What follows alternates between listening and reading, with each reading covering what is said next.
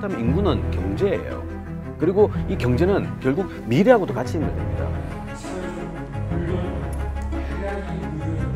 저는 오늘 인구 국가 비상사태를 선언하고 저출생 문제를 극복하는 그날까지 사실 돈을 잘 못 버니까 결혼을 못 하거나 안 하거나, 결혼을 안 한다는 거는 출산도 안 한다는 얘기죠. 들을수록 똑똑해지는 지식 뉴스. 지금 20년 동안 380조를 썼다. 저는 일단은 그 자체에 대해서 퀘스천 마크고요. 뭐 그럼에도 불구하고 많은 돈을 쓴 거는 사실일 겁니다. 그 돈을 썼음에도 불구하고 올 1분기에 발표된 출산율은 사실은 바닥권인 거고요. 이 상황을 설명할 때 전대미문의 위기 상황이에요. 하지만 문제는 앞으로 볼 게 더 바닥이라는 거죠. 왜? 우리나라의 출산율은 뚜렷한 상고하저 현상을 보여요. 상반기에 굉장히 높고요. 뒤로 갈수록 떨어집니다. 그래서 이거는 전 인류가 가지 않은 길이에요. 결국 굉장히 심각한 거죠. 둘이 나와서 하나가 나와도 사실은 괜찮은데 하나가 더 안 나오는 상황이에요. 이런 순서로 가고 있으면 요 3대가 하면 어떻게 될까요? 거의 제로에 수렴합니다. 학생 수가 줄어든 게 눈에 보이셨겠네요. 그럼요. 확연히 팍팍팍 줄더라고요. 한 해. 한국이든 일본이든 유럽이든 특징적으로 공통적인 게 2015년을 기점으로 엄청나게 출생아 수가 감소하고 있습니다. 정확한 원인은 아무도 몰라요. 지금 전 세계, 특히 선진국들은 다 떨어지고 있습니다. 지금 예산을 작년까지 한 6조 엔 쓰다가 올해부터는 10조 엔으로 늘렸거든요. いよいよ本格実施されるステージに入ります。 엄청나게 예산을 써서 엄청나게 많은 정책들을 하고 있는데 다 실패했습니다.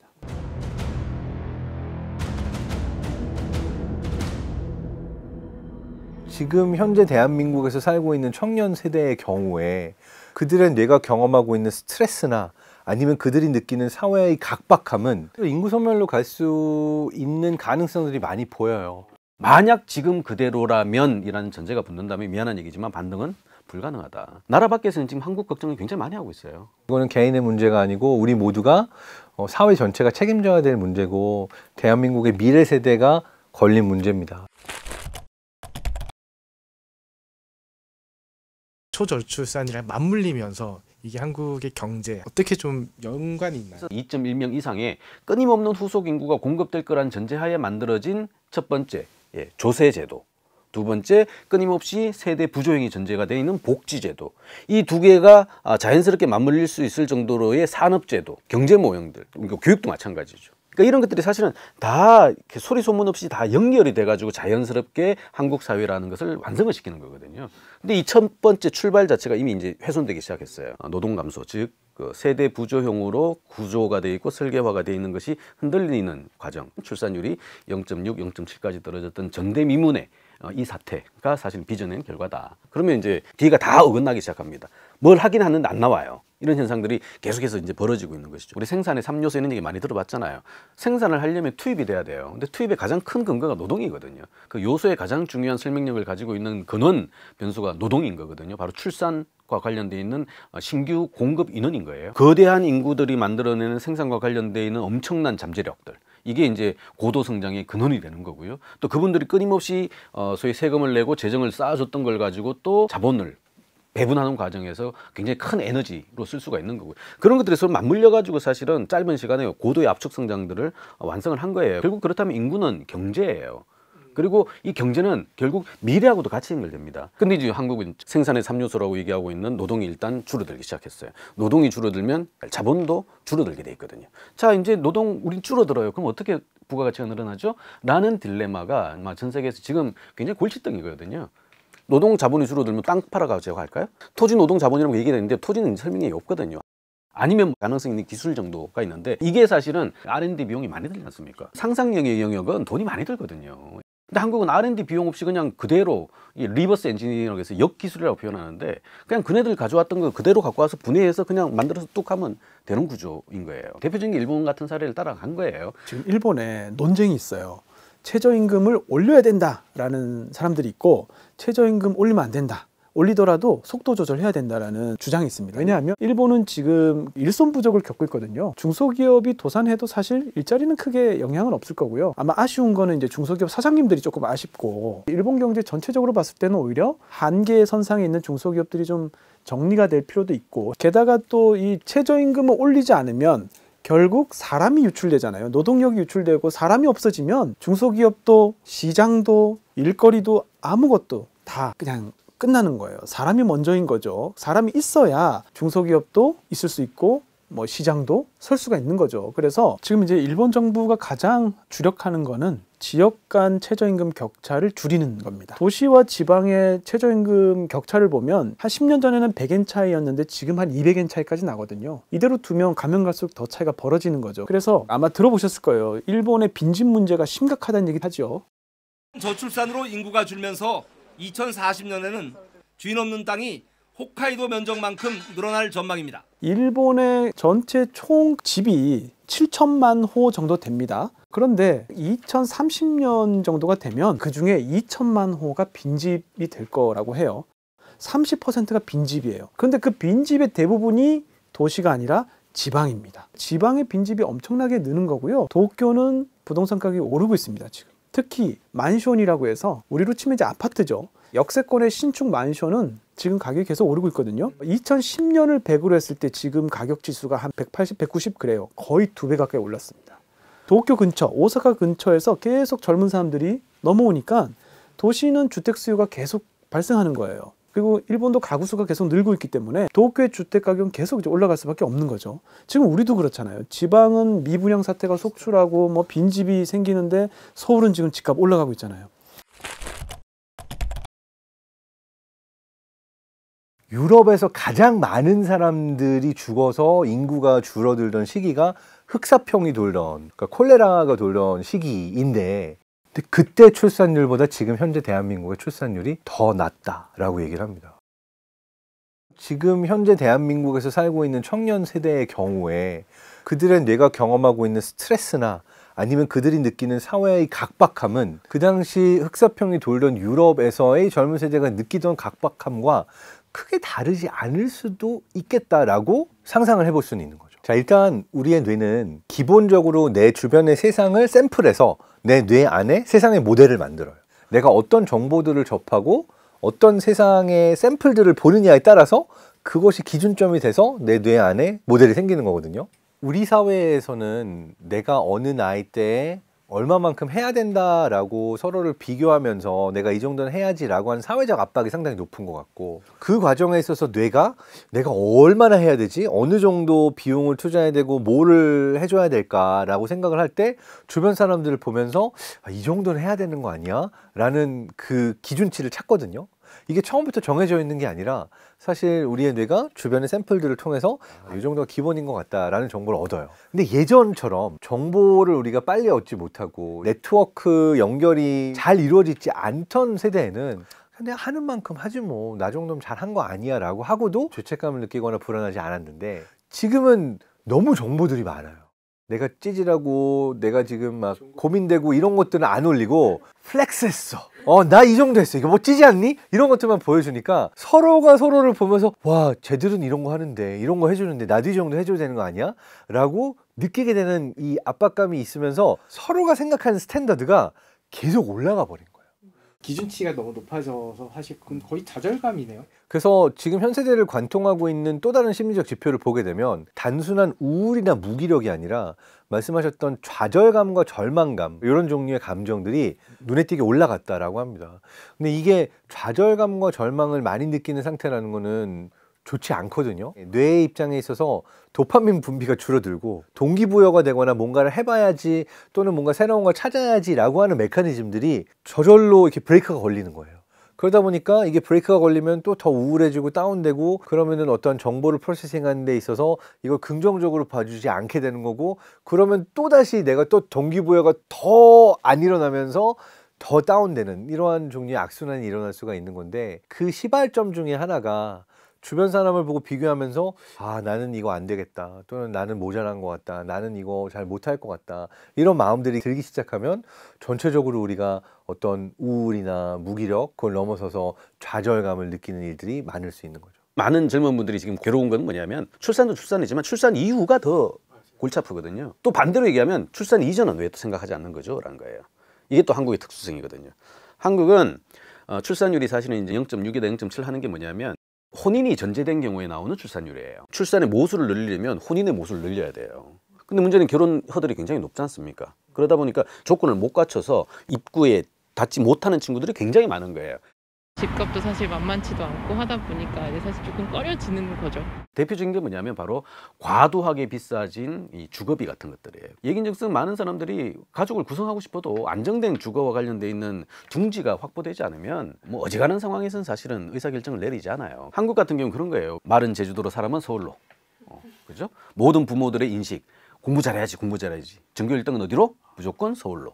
다른 나라는 이런 게 없어요. 없다 보니까 사실은 지역별로 편차를 보이는 출산율이 사실은 평균을 같이 관리를 해주는데 한국은 평균을 갉아먹는 방식으로 자꾸 끊임없이 이동하는 거. 또 그 이동을 또 뒷받침하는 서울만의 공고한 또 비교 우위들이 뚜렷해지니까 바보가 아닌 이상은 서울 와야 되는 거거든요. 근데 서울의 공간이 어떻습니까? 고밀도 공간이고 굉장히 살기가 힘들어요. 출퇴근하면서 여러 사람을 만나고 내 사는 것도 바빠가지고 뭐 연애 생각도 별로 없는 친구들도 많고 근데 그런 공간에서 핍박 경영을 할 수밖에 없는 거고 아까 얘기한 자산이나 근로소득이 굉장히 제한적인 후배들이 이 MZ 세대들이 어떻게 숨을 쉬고 살겠습니까? 그런데 어떻게 아기를 낳아요? 이런 식의 결론들이 자연스럽게 연결되는 거거든요. 그러다 보니까 한국에서는 특히나 서울에서는 출산, 이거는 지옥 뭐 이런 식의 굉장히 나쁜 수식어들이 같이 전제가 되지 않습니까? 가족과 출산과 자녀는 행복이라는 단어를 직결시키는 가장 중요한 모태가 돼야 되는 거죠.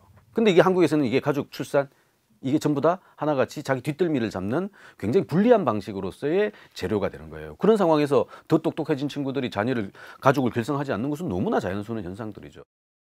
물가는 계속 오르는데 월급은 좀 고정적인 게 있다 보니까 혼자 살기도 너무 팍팍하니까. 서울은 이미 0.6이 무너져서 0.5까지 떨어진 상황이었잖아요. 서울은 지속 가능한 근로소득 측면에서나 아니면은 안정적인 주거 문제나 불안함이 더 크다라고 봐야 되는 거죠. 그리고 저희 이제 출산과 관련된 정책을 많이 썼을 거예요. 하지만 성과가 안 나왔던 이유는 뭐냐면 모수 자체가 굉장히 제한적이었을 것이다. 결국 결혼을 잘할 수 있는 환경들을 만들어줘야 된다는 거예요.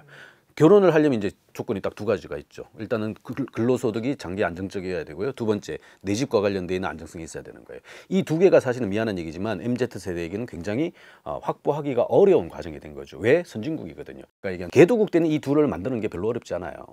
저를 포함해서 많은 중년의 그 아저씨들 같은 경우에는 가진 거 아무것도 없지만 결혼을 했거든요. 이유는 오늘 비록 가진 게 없어도 1년 후, 10년 후에는 자연스러운 인플레만큼의 소득 증가는 기대했거든요. 인플레만 있나요? 당연히 자산 소득과 관련돼 있는 굉장히 큰 축적의 기대가 있었단 말이에요. 이런 게 있다 보니까 사실은 당연히 위험한 카드임에도 불구하고 자연스럽게 결혼을 할 수가 있었고 그 과정 안에서 안정적인 고용과 안정적인 주거와 관련돼 있는 방식을 만들어낸 거예요. 근데 지금 계신 분들은 잠재 성장률 자체가 지금 1%대예요. 또 더 중요한 거는 이 상황 판단을 할 수 있는 것 정도까지 굉장히 똑똑해졌어요. 상황 판단 능력도 좋은데 먹고 살기가 힘들어요. 그럼 결과는 뭘까요? 당연히 출산이 낮아질 수밖에 없는 것이죠. 사실 일본에서 더 큰 문제는 이런 세대 간의 임금 격차보다는 세대 내의 임금 격차가 사실 더 큰 문제입니다. 고용 형태에 따른 임금 격차, 정규직과 비정규직. 정규직 임금을 100으로 하면 비정규직이 한 60 정도 되거든요. 일본에서 원래는 비정규직 노동자가 굉장히 예외적인 상황이었어요. 옛날에는. 굉장히 드물었는데 1990년대 말부터 점점점 늘어나서 지금 비정규직 노동자 비율이 한국보다 높아요.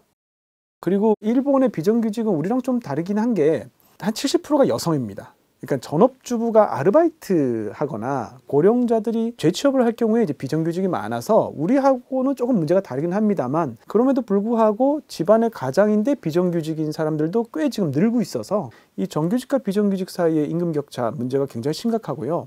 이런 이제 세대 간의 임금 격차, 그 다음에 세대 내 임금 격차가 나중에 뭘로 이어지냐면 가족 형성의 격차로 이어집니다. 쉽게 얘기하면 돈을 잘 못 버니까 결혼을 못 하거나 안 하거나 결혼을 안 한다는 거는 출산도 안 한다는 얘기죠. 젊은 사람들은 정규직 직원으로 들어가서 안정된 직장에서 미래의 계획을 세울 수 있도록 해주는 게 맞고요. 이게 중요한 이유는 어느 직장을 가더라도 여기서 정년 때까지 다닌다는 것이 거의 확실시 되기 때문에 일단 그러면 결혼을 할 수가 있고요. 30년 론을 끼고 집을 살 수가 있습니다. 아이를 낳을 수가 있죠. 이게 일본의 고도성장기의 공식이었죠. 지금 당장은 돈이 없지만 내가 10년 뒤에는 어떤 직위에서 어느 정도 월급을 받을 것이다라는 게 예측 가능하기 때문에 계획을 세울 수 있고 미리 선투자를 할 수가 있는 거죠. 직장이 튼튼하지 않으면 그 결정하기가 굉장히 어렵거든요. 그래서 일본 같은 경우에 보면 대부분 30년 론을 끼면 은퇴할 때 거의 다 갚아요. 그런데 근속연수가 짧고 어떻게 될지 모르고 전직해야 될 수도 있고 뭐 직장을 그만둬야 될 수도 있다. 이러면 회사 입장에서는 그게 이익 측면에서 도움이 될지 몰라도 개개인의 행복의 측면에서는 사실은 예측 불가능하다는 게 가장 고통스러운 거거든요. 그런 의미에서 지금 일본이 고용을 중시하는 게 기업 측면에서는 고비용 측면도 있지만 또 노동자 측면에서 보면 도움이 됐던 측면도 분명히 있었습니다. 그만큼 예측 가능한 사회라는 거고 그만큼 장기 계획을 세울 수 있다는 거죠. 저출산 정책도 중요하지만 사실 더 중요하게 생각하는 거는 연착륙 정책. 그러니까 인구가 줄어드는 거는 기정사실이에요. 이 줄어드는 인구를 어떻게 할 수는 없고 대신 줄어드는 속도를 어떻게 하면 늦추면서 탄력 있는 또는 뭐 생산력이 높은 사회를 어떻게 만들 것인가. 아베가 1억 총활약사회라고 1억 인구를 50년 뒤에도 유지하면서 모두가 일할 수 있는 사회를 만들자라고 했잖아요. 최근에 키시다 총리가 얘기하고 있는 거는 8천만입니다. 그러니까 100년 뒤에도 인구 8천만을 유지하면서 생산성 높은 사회를 만들자인데 이게 왜 중요하냐면 우리가 인구를 100이라고 했을 때 사실 100이라는 인구가 다 일을 하는 게 아니거든요. 비노동력 인구가 굉장히 많습니다. 예를 들어서 뭐 은퇴하신 분들 일 안 하죠. 전업주부도 일을 안 하죠. 그래서 일본이 지금 하고 있는 거는 비노동력 인구를 어떻게 하면 노동력 인구로 전환시킬 것인가. 고령자들, 그러니까 일본은 지금 본인이 원하면 70세까지 일을 할 수 있거든요. 그래서 노동시장을 만들어주면 얼마든지 인구는 줄지만 일하는 사람은 늘릴 수도 있고요. 그런 식으로 여러 가지 부족한 노동력을 우리가 발굴할 수 있는 그런 방안들이 있다는 거죠. 그런데 우리나라 같은 경우에는 문제가 뭐냐면 청년 실업률이 굉장히 높아요.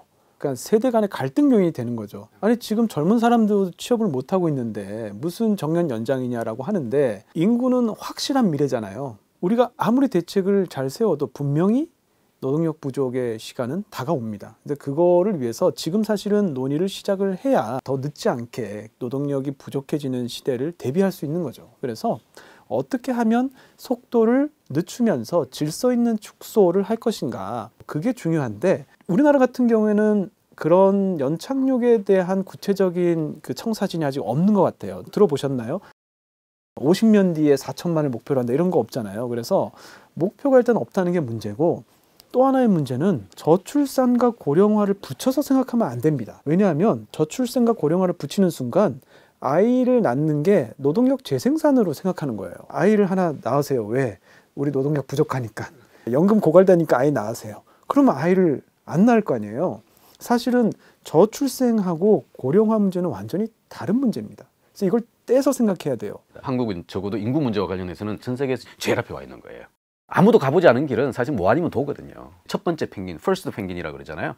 퍼스트 펜귄의 운명은 딱 두 가지거든요. 먼저 뛰어들어가지고 물개한테 잡아먹히거나 아니면 먼저 뛰어들어가지고 생선을 지가 다 먹거나 인 상황인 거예요. 그렇게 놓고 본다면 이렇게 격차가 벌어진 게 오히려 역발상으로 더 좋은 전환의 기회가 될 수도 있는 거죠. 노동의 투입이 없는데도 지속 가능한 모델을 만들어내는 것, 결국 이게 우리의 상식과 질서의 대전환이에요. 지금 많은 정황 증거들이 그걸 얘기를 하고 있는데 우리는 60년, 70년대 만들어진 질서에서 못 벗어나고 있는 거예요.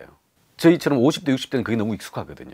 질서는 늘 변할 수밖에 없다. 근데 왜 자꾸 과거 질서를 가지고 특히나 선진국에 태어난 친구들을 제어하려고 하고 교육하려고 하냐라는 게 사실 가장 큰 차이죠. 우리가 기본적으로 경험하고 학습한 것에 기반해서 우리가 새로운 상상을 하고 창조를 하고 미래를 상상하는 겁니다.